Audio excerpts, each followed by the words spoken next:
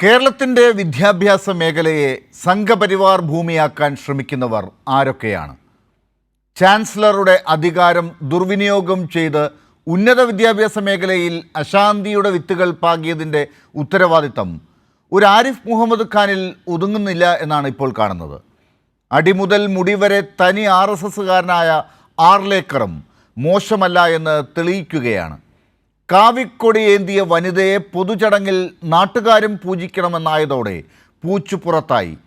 കേരള സർവകലാശാലയിൽ അധികാരം ദുർവ്യാഖ്യാനം ചെയ്ത് മോഹനൻ കുന്നുമ്മൽ എന്ന VC രജിസ്ട്രാറെ പുറത്താക്കാൻ ശ്രമങ്ങൾ തുടരുന്നതിനിടയിലാണ് ഇന്ന് പാദപൂജയും കാൽ കഴുകലും ചർച്ചയാകുന്നത്.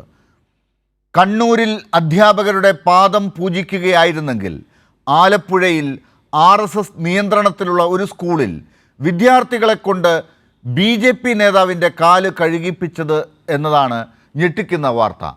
കേരളത്തിൻ്റെ അക്കാദമിക് സ്വാതന്ത്ര്യവും പുരോഗമന പാരമ്പര്യവും തല്ലിത്തകർക്കുന്ന RSS പരിശ്രമം ആണോ ഇത്? ചാതുർവർണ്ണ വ്യവസ്ഥിതിയുടെ പൂർത്തീകരണം ലക്ഷ്യമിട്ടുള്ള ഇത്തരം പ്രവർത്തികൾക്കൊപ്പം വോട്ട് ബാങ്ക് രാഷ്ട്രീയവും ഉണ്ടോ? രാജ്ഭവനെ ഉപയോഗിച്ച് സംഘപരിവാർ ശക്തികളും അവർക്കൊപ്പം നിൽക്കുന്ന കോൺഗ്രസിൻ്റെ ഭാഗമായ പ്രതിപക്ഷവും ചേർന്ന് കേരളത്തിൻ്റെ ഉന്നത വിദ്യാഭ്യാസ മേഖലയിൽ സംഘർഷം വിതയ്ക്കാൻ നോക്കുമ്പോൾ സ്കൂളുകളിൽ BJP നേതാക്കളുടെ പാദപൂജയും നടത്തിക്കുന്നു. എന്തിനു വേണ്ടിയാണ് വളഞ്ഞ വഴിയിലൂടെ സ്കൂളുകൾ മുതൽ സർവകലാശാലകൾ വരെ ലക്ഷ്യം വെച്ചുള്ള ഈ സംഘപരിവാർ അജണ്ട? ഇതിനെതിരെ കേരളത്തിലെ ഇടത് സംഘടനകൾ മാത്രം പോരാടുന്നത് എന്തുകൊണ്ടാണ്?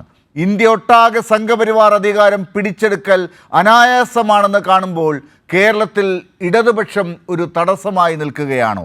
അത് മറികടക്കാൻ രാജ്ഭവനിലൂടെ VCമാരിലൂടെ കുഞ്ഞുങ്ങളെ പാദപൂജ ചെയ്യിക്കുന്നതിലൂടെ സാധിക്കും എന്നാണോ RSS കാണുന്നത്?